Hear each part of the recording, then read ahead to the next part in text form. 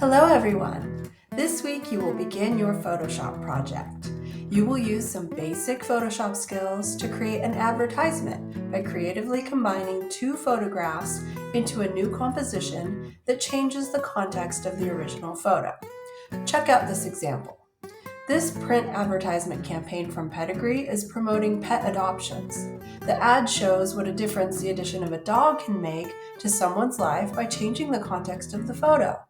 The person in the photo on the left, alone on the beach, appears forlorn and sad. With the addition of a dog, he is on a walk, enjoying the outdoors and looking down at his furry companion. The combination of the two photos distinctly changes the context of the original photo in a clever way. Your goal for this project is to create a unique advertisement in Photoshop, complete with a call to action or headline, and a logo for authenticity. Your ad should show creative thought and utilize the elements and principles of design. The first phase of the project is to do some research and brainstorming to choose your product, service, or business. Here is some student work from past classes for inspiration. I can't wait to see what you create.